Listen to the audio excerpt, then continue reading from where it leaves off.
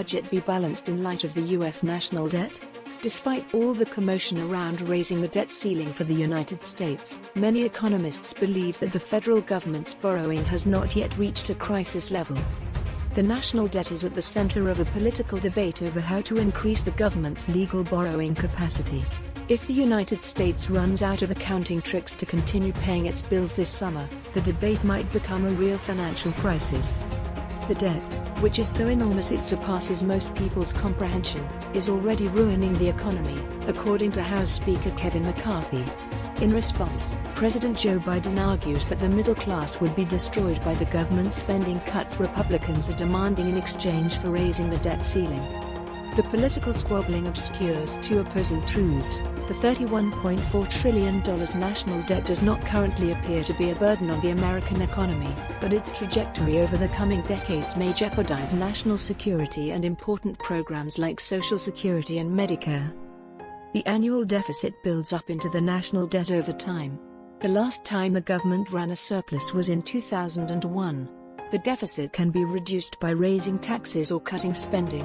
Lower borrowing rates might limit and even decrease the total debt. Megan Green, global head economist at the Kroll Institute, argues that forcing further deficit reduction at a time when high inflation has already put the United States on the verge of a recession is a potentially deadly game. Spending reductions and tax increases would kill off growth in a year when a recession is almost certain, according to Ms. Green. It's unclear whether doing so will place our finances on a more stable foundation. But as the debt problem worsens over time, more difficult decisions might need to be made as Social Security, Medicare, and Medicaid expenses rise and tax revenues decline. Publicly held debt and the U.S. GDP, a gauge of annual economic production, are currently approximately equal. The Penn-Wharton budget model predicts that it will account for 225% of GDP by 2050. According to Kent Smetters, a professor at the University of Pennsylvania and the director of the Penn-Wharton budget model, the government would need to permanently reduce all spending by 30%, increase tax revenues by 40%, or some combination of the two in order to stabilize the debt close to current levels.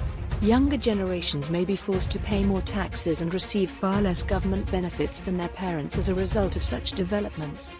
We're talking about a highly imbalanced budgetary path right now, Mr. Smetters remarked. It's not political to say that. It has to do with accounting. According to his projections, Mr. Smetters expressed concern that lenders to the United States may stop doing so if we don't do something before the 2030s, rather boldly. Why then don't more economists currently worry about the debt? First off, the cost of debt payment has decreased over time. Lending to the federal government is now more affordable for investors. This has happened despite the fact that since 1991, the national debt has practically multiplied 9 times. How did that come about? Interest rates have significantly decreased. In comparison to 3.62% last month, the interest on a 10-year Treasury note in December 1991 was 7.09%. This indicates that, compared to more than 30 years ago, the U.S. government spends less money as a percentage of the overall economy to pay the interest. When urging Mr. Biden to engage in discussions about spending cuts, Mr. McCarthy made a point of highlighting the enormity of the national debt. His claim is that Mr. Biden used debt to pay for $1.9 trillion in coronavirus relief, which led to the inflation that is already endangering the economy. On Tuesday, Mr. McCarthy said on Fox Business News, "We have reached a point where we can no longer continue. Right now, we need to stop spending and save America." While Mr. Biden wants to raise the borrowing cap without conditions, House Republicans support a road toward a balanced budget that their leaders, including Mr. McCarthy, have not yet publicly described. In a speech delivered on Thursday in Virginia, Vice President Biden declared, "I will not allow anyone to use the full faith and credit of the United States as a bargaining chip. We pay our bills in the United States of America. It took 200 years for that debt to amass." Republicans have not yet embraced a set of policies, which presents one difficulty in conducting any negotiations. Some lawmakers have proposed cutting Social Security and Medicare, but Mr. McCarthy has publicly stated that he prefers to find wasteful expenditure that may be eliminated.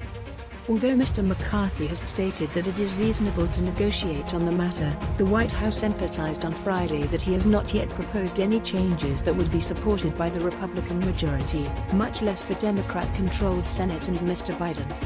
The budget's balance is a challenge when basic math is involved. According to the Committee for a Responsible Federal Budget, a fiscal watchdog, every other government program would need to be slashed by 85% in order to balance the budget in 10 years if tax increases, Social Security, Medicare, Medicaid, National Security, and support for veterans all off the table.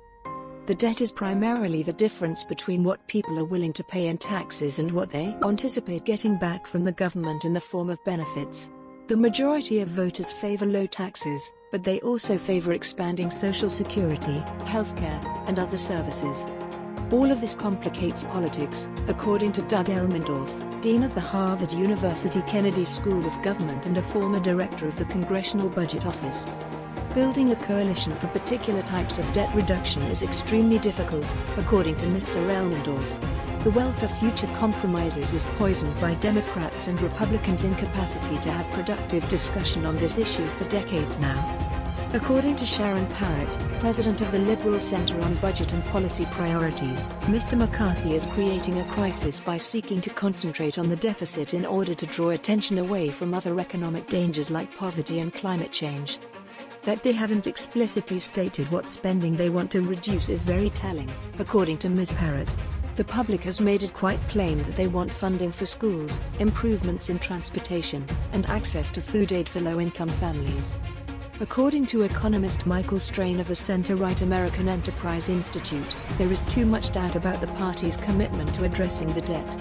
He pointed out that while Democrats' tax ideas would result in higher revenue, Ronald Reagan actually cut Social Security payouts. But would a dispute over the debt ceiling actually alter the trajectory of the national debt? Mr. Strain answered, no.